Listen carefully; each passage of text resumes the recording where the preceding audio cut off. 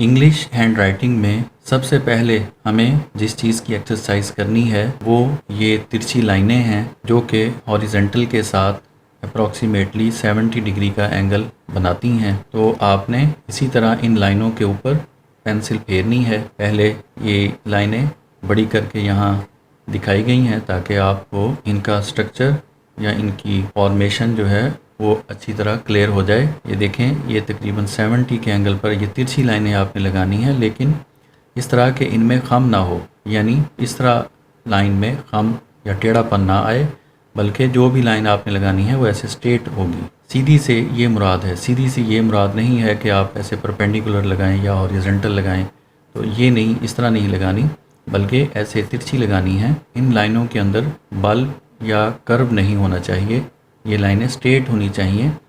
Angle इनका approximately 70 होगा, लेकिन ये लाइनें होंगी स्ट्रेट। तो उम्मीद है आपको ये बात क्लियर हो गई होगी। अब आपने ये पहली लाइन छोड़कर जो कि डार्क कलर में है, सेकंड लाइन पर ओवरराइट करना है, यानी इस तरह पेंसिल के साथ इसके ऊपर आप ओवरराइट करेंगे और पेंसिल का जो सिक्का है ये ज़्यादा आपने बारीक नहीं करना, इसको ज़रा मोटा रहने देना है। जैसा कि आप यहाँ इसका सिक्का देख सकते हैं कि ज़्यादा बारीक नहीं किया मैंने। तो इस तरह आपने ये तमाम लाइनें ओवरराइट करनी हैं। जब आप ये तमाम पेज की लाइनें ओवरराइट कर चुके हैं तो फिर आपने नीचे इन खाली लाइनों पर इन लाइनों को खुद लिखना है, ताकि आपको पता चले कि आपने इस पेज से किस हद तक सीखा है। तो इस तरह आपने ओवरराइट करना है। लेकिन जिस तरह पिछले लेक्चर में उर्दू की हैंड राइटिंग के दौरान मैंने आपको बार बार तंबीह की थी कि आप जब भी हैंड राइटिंग सीखते हुए कोई एक्सरसाइज करें तो हमेशा उसे स्लो करना है, यानी तेज़ी नहीं करनी उस एक्सरसाइज को करने में, वरना आपका टाइम जो भी आप स्पेंड करेंगे वो ज़ाय हो जाएगा और आप कुछ भी नहीं सीख सकेंगे। जितना आप स्लो लिखेंगे उतना आप ज़्यादा सीखेंगे। तो ये देखें, जैसे मैंने अब आपके सामने ये लाइनें लगाई थी तो काफ़ी स्लो लगाई थी, ये आपको बताने के लिए है। आपने भी इसी तरह यूँ स्लो बिल्कुल लाइनें लगानी हैं। एक सेट ऊपर वाली 3 लाइनों पर लगाना है और दूसरा सेट फिर नीचे वाली 3 लाइनों पर आप लगाएंगे। जैसे कि यहाँ प्रिंटेड है, आपने इनके ऊपर ओवरराइट करते जाना है, ये ऊपर नीचे इस तरह। और छोटे बच्चे नर्सरी प्रेप वगैरह के वो इस पेज का हाफ पेज लिखेंगे और जो बड़े स्टूडेंट हैं वो एक पेज डेली लिखेंगे। और जब ये आप ओवरराइट मुकम्मल पेज को कर चुके हैं तो लास्ट में मैंने एक लाइन खाली दी है ताकि वहाँ आप इसी एक्सरसाइज को खुद लिखें और चेक कर सकें कि आपने इस एक्सरसाइज से या इस पेज के बाद आपने कितना कुछ सीखा है। तो यहाँ आपने खुद ये लाइनें लगानी है। जिस तरह ये सेट ऊपर लिखे हुए हैं ऐसे ही सेट आपने नीचे इस खाली लाइन में बनाने हैं। तो ये देखें, मैं आपके लिए लिख रहा हूँ, आपने भी इसी तरह ही लिखना है।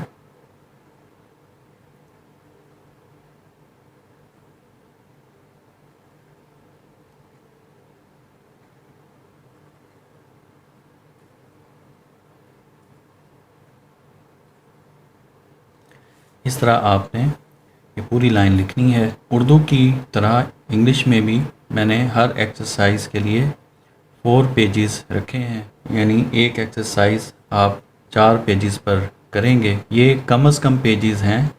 अगर आप इससे ज़्यादा पेजेस कर सकें, यानी अपनी किसी एक्स्ट्रा कापी पर 4 लाइंस कापी ले लें और उस पर इस कापी को सामने रख के यहाँ से देखते हुए उस सादा कापी पर ये एक्सरसाइज कर सकते हैं। छोटे बच्चों को ये एक्सरसाइज कम से कम 15 दिन करनी चाहिए और बड़े स्टूडेंट्स को ये एक्सरसाइज कम से कम 1 हफ्ता करनी चाहिए। ये कम से कम है, इससे अगर ज़्यादा आप ये एक्सरसाइज कर लेंगे तो आपके लिए बहुत फ़ायदेमंद होगा। ये इंतहाई इम्पॉर्टेंट और इंतहाई मुफीद एक्सरसाइज है। सिर्फ इसी एक एक्सरसाइज को अच्छी तरह कर लेने के बाद आपकी हैंड राइटिंग में एक एंगल सेट हो जाएगा, यही 70 का एंगल। तमाम आपके जो हरूफ हैं, लेटर्स हैं, अल्फ़ाबेट्स इंग्लिश के, वो इस एंगल पर सेट हो जाएंगे खुद ब खुद, अगर आपने इस एक्सरसाइज की अच्छी तरह मश्क कर ली। यहाँ ये एक्सरसाइज जैसे मैंने बताया सिर्फ 4 पेजेस पर है। आप एक्स्ट्रा इंग्लिश की 4 लाइंस की कॉपी लेकर उस पर ये एक्सरसाइज, उस पर आप इस एक्सरसाइज का कम से कम 1 पेज या 1 से ज़्यादा पेजेस भी मशक कर सकते हैं। लेकिन शर्त ये है कि आपने स्लो लिखना है, तेज़ नहीं लिखना।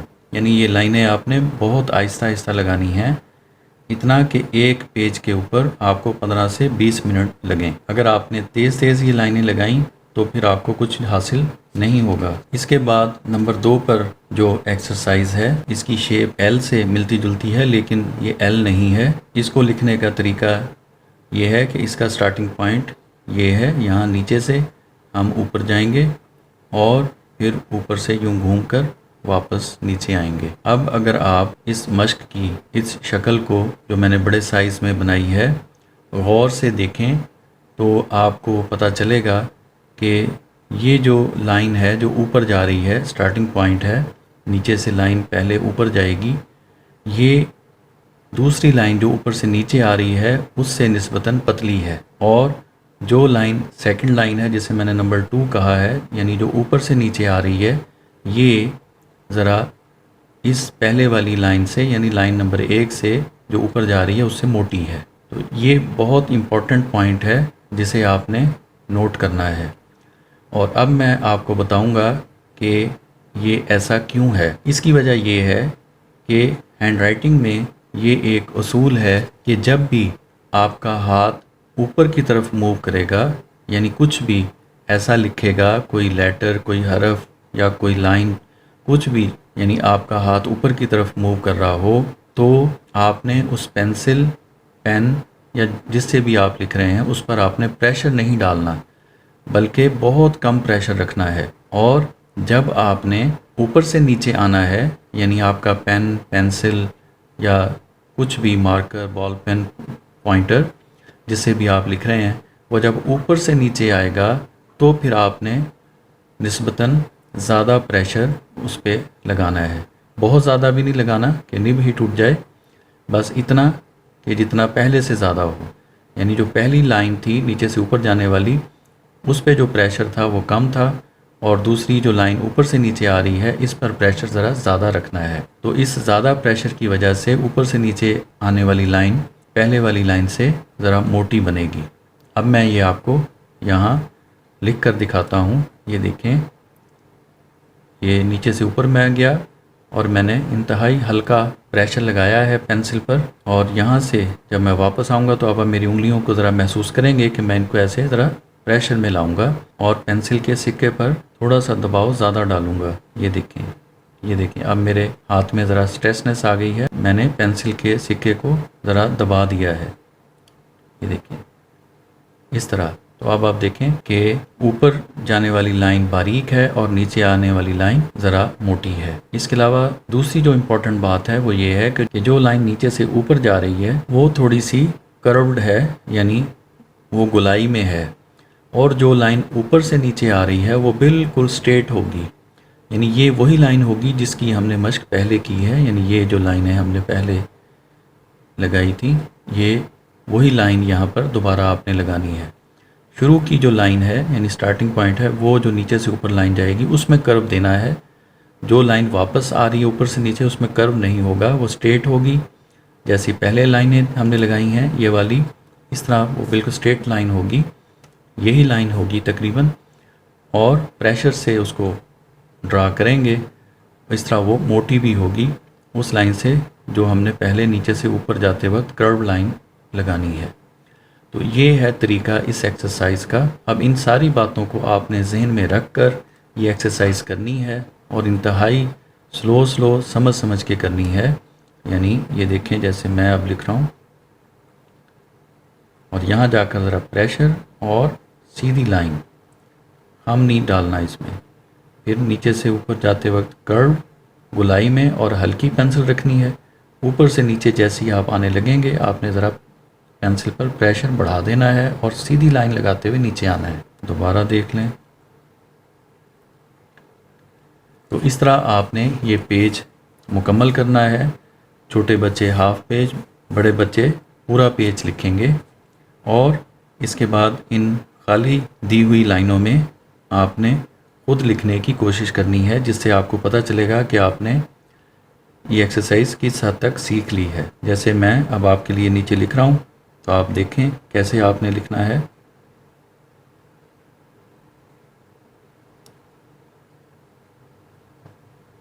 यूं, तो इस तरह आपने लिखना है। 3 लाइनों का सेट ऊपर होगा और 3 का नीचे, 3 लाइनों में।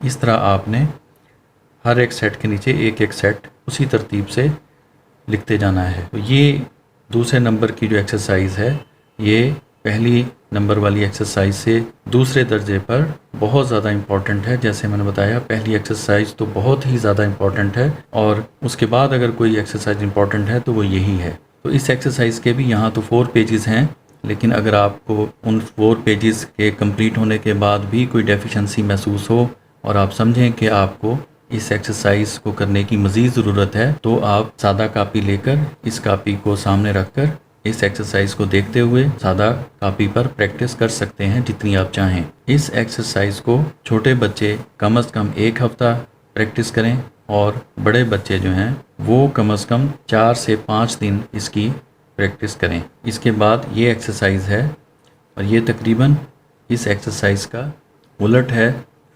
यहाँ अब हम ऊपर से नीचे आएंगे और फिर नीचे से बेंड करके लाइन को वापस कर्व्ड करते हुए ऊपर लेकर जाएंगे, और इसकी शक्ल किसी हद तक जे से मिलती है, लेकिन ये जे है नहीं।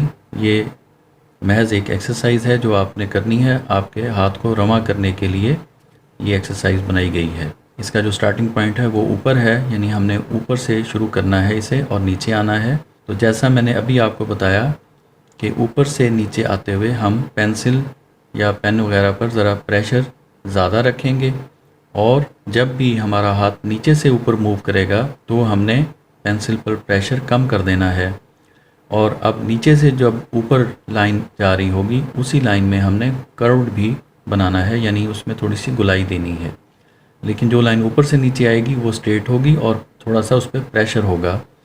और देखें, उस प्रेशर की वजह से ये लाइन ज़रा मोटी है उस लाइन से जो लाइन नीचे से ऊपर जा रही है। अब इसको भी हम यूँ ड्रा करेंगे, ये देखें यूँ। अब मैं इसको अलग से भी ड्रा करके आपको दिखाता हूँ। ये देखें, ऊपर से नीचे आते वक्त हम बिल्कुल स्ट्रेट लाइन लगाएंगे, वही लाइन जो हमने फर्स्ट एक्सरसाइज में सीखी। फिर यहाँ से हमने इसको थोड़ा सा बेंड देते हुए और हल्का हाथ रखते हुए यूँ जाना है। तो ये है इसका सही तरीका। तो उम्मीद है कि आपको इस वजाहत से इस एक्सरसाइज को करने का तरीका समझ आ गया होगा। अब इसी तरीके को आपने अच्छी तरह जहन में रखते हुए ये एक्सरसाइज मुकम्मल करनी है। अब मैं इस एक्सरसाइज को पेन के ज़रिए भी आपको लिख कर बता देता हूँ, ताकि जो स्टूडेंट पेन से काम करेंगे उन्हें भी समझने में कोई परेशानी ना हो। इंग्लिश में पेन हम थोड़ा सा राइट साइड पर इसकी निब को टिल्ट करके रखेंगे, यानी थोड़ा सा झुका कर रखेंगे राइट साइड की तरफ। बिल्कुल इस तरह सीधा नहीं रखना, निब को थोड़ा सा इस तरह आगे की तरफ झुका कर रखना है, क्योंकि हम इंग्लिश में लेफ़्ट टू राइट लिखते हैं, तो इसको राइट साइड पर थोड़ा सा झुकाएंगे। उससे हमें इंग्लिश लिखने में आसानी होगी और राइटिंग खूबसूरत होगी। तो देखें, मैंने उसी तरह थोड़ा सा बेंड करके पेन को पकड़ा है, और अब मैं ये एक्सरसाइज आपको पेन से लिखकर दिखाता हूँ। और उसी तरह उसी असूल के तहत पेन से भी हम काम लेंगे, यानी जब भी हम ऊपर से नीचे की तरफ मूव करेंगे तो हम ज़रा पेन की निब पर प्रेशर रखेंगे, लेकिन जब भी पेन नीचे से ऊपर मूव करेगा तो हम पेन की निब पर प्रेशर कम कर देंगे। तो अपने आप इस तरह लाइनें मोटी और पतली होती जाएंगी। तो देखें, अब ये देखिए, इस तरह स्ट्रेट लाइन प्रेशर से और वापस ये आपने हल्की सी लाइन लगानी है। तो इस तरह ये एक्सरसाइज आप पेन की मदद से करेंगे। ये जो सेकंड एक्सरसाइज थी, ये भी पेन के ज़रिए मैं आपको बता देता हूँ। इसका स्टार्टिंग पॉइंट नीचे से है, यानी ऊपर जाते हुए हमने एक कर्व लाइन लगानी है, और इस तरह हम पेन की निब को हल्का रखेंगे और ऊपर जाकर यहाँ से बेंड करते हुए हम ज़रा प्रेशर डालेंगे और लाइन को स्ट्रेट लाएंगे। अब नंबर 4 पर जो एक्सरसाइज है, इसका स्टार्टिंग पॉइंट ये है। यहाँ से आपने ऊपर जाना है, पेन की निब पर प्रेशर ज़्यादा नहीं रखना, और ऊपर से नीचे आते हुए आपने ज़रा प्रेशर ज़्यादा रखना है पेन की निब पर। तो इसे हम यूं लिखेंगे, देखें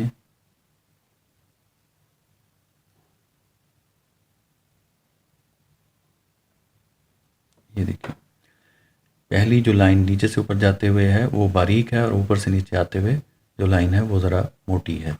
और ये सब कुछ सिर्फ प्रेशर कम ज़्यादा करने की वजह से होता है। और ऐसा भी सिर्फ इस पेन की निब के साथ हो रहा है। अगर पेन की निब छोटी होगी तो फिर प्रेशर भी उस पर इस तरह असरअंदाज नहीं होगा। तो ये एक्सरसाइज भी आपने ऐसे ये तमाम पेज करना है। दोबारा देख लें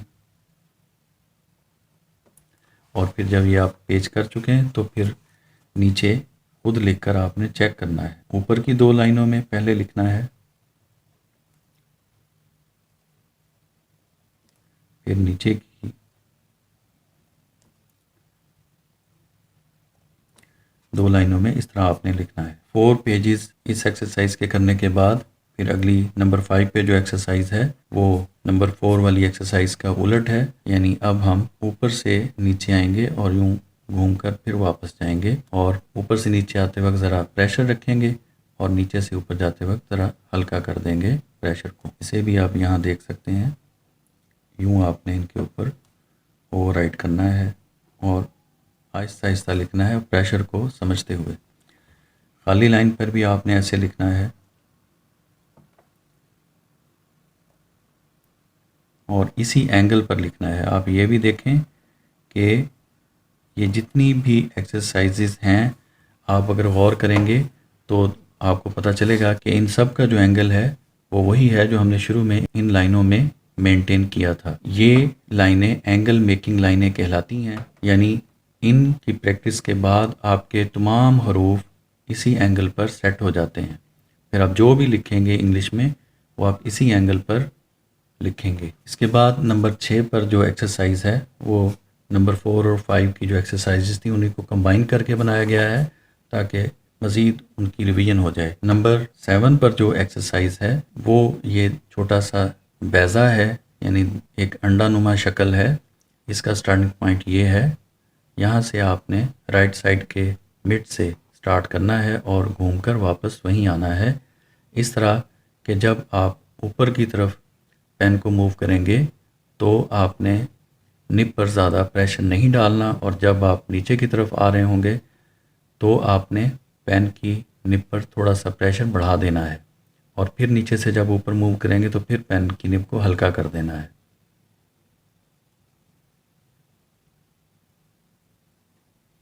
इस तरह आपने इसे लिखना है। यहाँ भी इसको लिख कर देख लेते हैं। यहाँ से आपने इसको स्टार्ट करना है तकरीबन मिड से और यूँ आपने ये एक्सरसाइज मुकम्मल करनी है।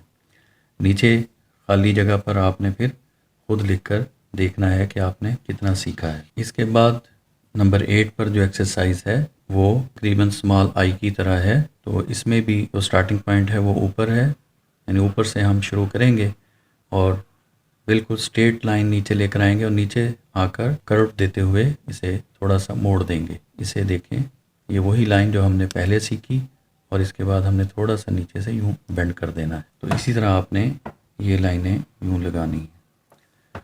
तो ये भी जब पेज पूरा हो जाए तो फिर आपने नीचे खुद लिखना है। पेज को लिखने का तरीका छोटे बच्चों और बड़े बच्चों के लिए मैं शुरू में बता चुका हूँ। छोटे बच्चे हाफ पेज लिखेंगे डेली और बड़े एक मुकम्मल पेज। अब एक्सरसाइज नंबर 9 में एक्सरसाइज नंबर 7 एंड 8 कंबाइंड की गई हैं। तो आप ये दोनों एक्सरसाइजेज पीछे सीख चुके हैं। यहाँ आपने इनकी दोबारा प्रैक्टिस करनी है। इस तरह नंबर 10 पर आखिरी एक्सरसाइज है और ये तकरीबन बाकी तमाम एक्सरसाइजेज से थोड़ी सी टफ है। बहरहाल ये बहुत ज़रूरी है, इम्पॉर्टेंट है। ख़ासकर स्मॉल लेटर लिखने के लिए ये आपके बहुत काम आएगी। इसका स्टार्टिंग पॉइंट ये है, नीचे से स्टार्ट करेंगे और ऊपर जाते हुए पेन पर प्रेशर कम रखेंगे और फिर यहाँ से घुमाकर नीचे लाएंगे और प्रेशर पेन पर बढ़ा देंगे। फिर घुमाकर इसको ऊपर वापस लेकर जाना है और प्रेशर कम कर देना है। अब मैं इसे यहाँ साथ लिखता हूँ, आप गौर से देख लें।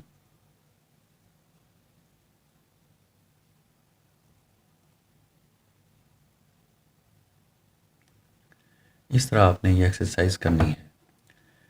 यहाँ भी देख लें।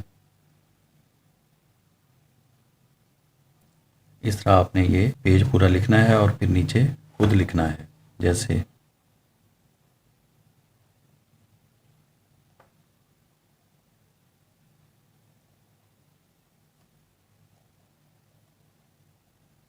इस तरह। तो ये 10 एक्सरसाइजेज की अच्छी तरह प्रैक्टिस करने के बाद आपको ये अल्फ़ाबेट्स लिखने में कोई मुश्किल नहीं होगी, क्योंकि आपका हाथ पर कंट्रोल आ चुका होगा।